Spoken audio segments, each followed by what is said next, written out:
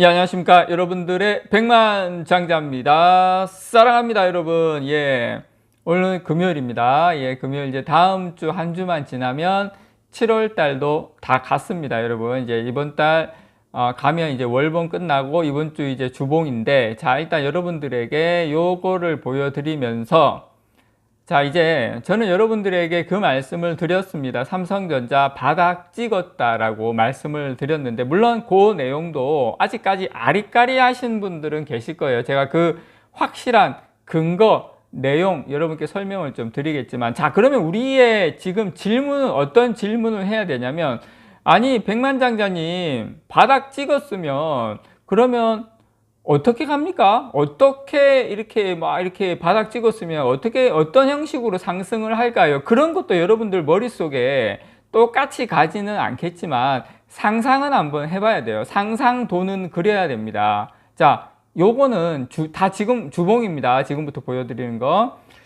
이건 이제 코로나 터지고 2020년도 코로나 터지고 난 다음에 삼성전자가 이렇게 갔었던 거예요. 주봉으로 해서 쭉 가다가 2021년 1월 달에 고점 96,800원 이렇게 이제 상승을 시켰어요.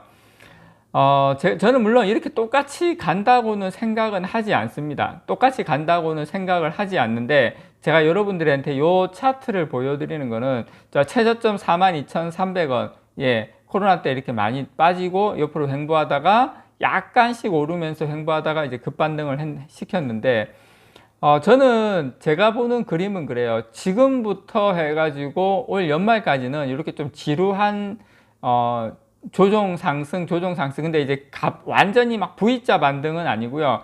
요거 똑같이 가진 않겠지만 상승하다가 또 좀 조정받고, 왜냐면은 뭐 또 우크라이나 사태 때문에 그것 때문에 뭐 또 원유 가격이 갑자기 오른다든지 여러 가지 이런저런 변수가 생기면서 주가는 계속 상승하다가 또 조정받다가 상승하다 조정받다가, 그리고 아직 불확실성이 완전히 해소되기 전까지는 약간 횡보하는 그런 그림을 가다가, 저는 내년에는 뭐 이렇게 막 갑자기 막 한 두세 달 만에 바로 그냥 확 급등하는 건 아니겠지만, 내년 이제 1분기부터는 금리도 상당히 안정되고 여러 가지 뭐 전쟁 부분이라든지 이런 게 이렇게 안정이 되면서 내년 1분기부터는 상승이 상당히 좀 가파른 상승도 나올 수 있지 않나. 저는 개인적으로 그런 시나리오를 가지고 있습니다. 그렇게 해서 내년 연말까지 삼성전자 한 15만 원 정도, 저는 개인적으로 그렇게 보고 있습니다. 물론 틀릴 수도 있습니다. 근데 그렇게 보고 있다. 자, 그러면 지금이 삼성전자가 바닥이라는 거는 일단 지금 차트입니다. 주봉 차트인데, 다 뭐 제가 누누이 말씀드렸죠. 지금까지 거의 한 7개월 가까이, 7개월 가까이 작년 12월 달부터 흘러내렸으니까 보시면 주봉인데 이렇게 흘러내렸습니다. 계속 반년 이상 흘러내렸다가 지금 보시면 양봉이 3개가 나왔어요. 주봉 양봉 3개. 기본적으로 여러분 아셔야 될 게, 코스피 월봉이 양봉이 3개가 나오면 대세 상승으로 생각을 해요. 물론 100% 맞는 건 아니지만 거의 한 80% 이상 맞고, 단기 중기로 봤을 때 이렇게 양봉 주봉이 3개가 나오면 이 정도면 이제 바닥을 확인했다. 근데 양봉 3개로 바닥을 확인했다고 할 수는 없지만, 지난 10년, 20년 역사로 봤을 때 PBR이라든지 PER이라든지 고점 대비 하락한 거라든지 환율이라든지 이런 모든 것을 종합해 봤을 때 지금 이 55,700원은 96,800원 고점 대비 55,700원은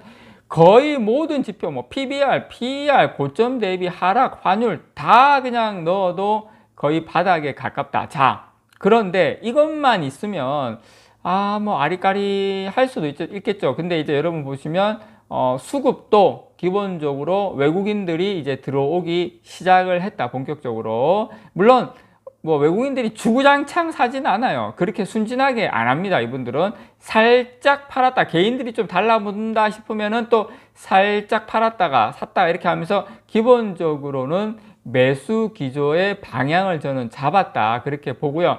자, 그리고 여러분 이런 게 있어요.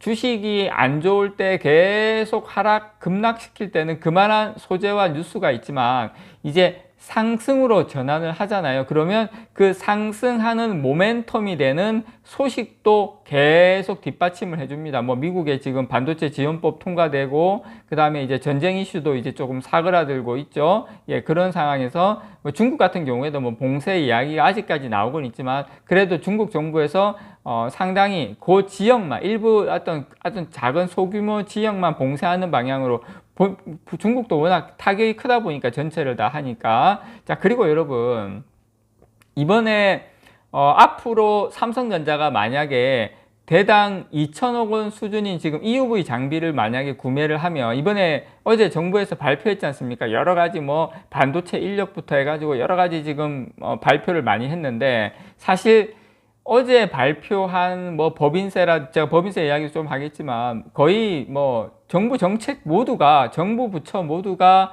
삼성전자에 의한, 삼성전자를 위한, 물론 하이닉스도 포함되지만 거의 정책이었다고 봐요. 그러니까 이러한 소식이나 뉴스들은 결국 삼성전자가 나아가는데, 당장은 아니지만 이런 소식들이 어떤 바닥을 다지는, 바닥을 확인하는 그런 뉴스가 되거든요. 그래서 지금 뭐 삼성전자 뭐 대당 2천억 원 수준인 극자외선 장비를 구매하면 240억 원의 세액공제도 받아요. 우리 뭐 자동차 사면 세액공제 안 받지 않습니까? 근데 삼성전자는 그렇게 돈이 많지만 2천억 원 EUV 장비 구매하면 240억 원 뭐 세액공제 받고, 정부가 이제 반도체 등 국가 전략 기술 대기업 세액공제율을 기존 10%에서 12%로 인상하기로 결정을 했어요.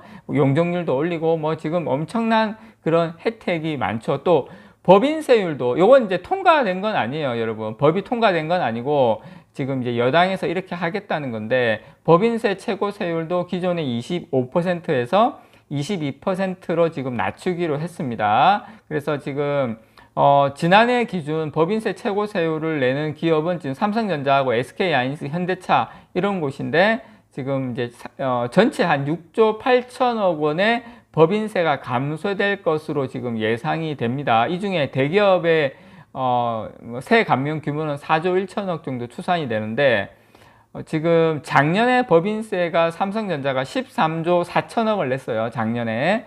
그러면은 낮아진 세율을 적용을 하면 1조 6천억 원 정도 됩니다. 12% 정도 덜 내게 됩니다. 이렇게 되면 삼성전자, 여러분, 당기순이익이 올라가게 되죠. 당기순이익이 올라가게 되면 우리 배당금은 무엇을 기준으로 받습니까? 여러분, 영업이익입니까? 당기순이익입니까? 당기순이익 기준으로 우리가 그 배당금을 받기 때문에, 이제 법인세를 인하하게 되면 우리 배당금에 바로 영향을 미칩니다. 이 부분을 제가 여러분들에게 좀 강력하게 말씀을 드리고 싶어요. 저는 여러분들에게 뭐 이게 뭐 법인세를 뭐 이렇게 감액해주고 그다음에 뭐 세액공제해주고 이런 게 뭐 대기업에 너무 그런 거 아니냐, 뭐 대기업에 대한 부자 감세 아니냐, 저는 이제 그런 정치적인 것을 논하는 게 아니라 삼성전자의 지금 삼성전자의 유리한 방향으로 어떻게 되고 있는지, 배당금에는 어떤 영향을 미치는지, 그런 거를 중점으로 여러분들에게 좀 말씀을 드린다는 걸 좀 양해를 구합니다. 하도 우리나라는 워낙 그런 거에 대해서 민감하기 때문에 제가 그런 부분 좀 말씀을 드리고요. 한 가지 좀 추가로 말씀을 드리면, 일단 법인세 인하는 이미 국제적인 추세예요. 지금 OECD 평균 법인세율이 22.5%입니다. 우리나라는 25%고요. 낮추려고 하는 게 22%이기 때문에 이거는 뭐 여당 야당을 떠나서 저는 법인세는 한 22% 정도로 맞추는 게 맞다. 대신에 법인세율이 낮아지는 그 어떤 이익금을 가지고 저는 이제 주주들에게 환원하는 것은 사회에 환원하는 거죠. 그게 그런 방향으로 저는 가는 게 맞다라고 생각을 합니다. 여러분, 지금 전반적인 분위기가 공기가 바뀌고 있어요. 여러분, 그거 여러분 분명히 인지하셔야 됩니다. 삼성전자 바닥 찍었습니다. 제가 몇 번 말씀을 드립니다. 이상 여러분들의 백만장자였습니다. 사랑합니다, 여러분.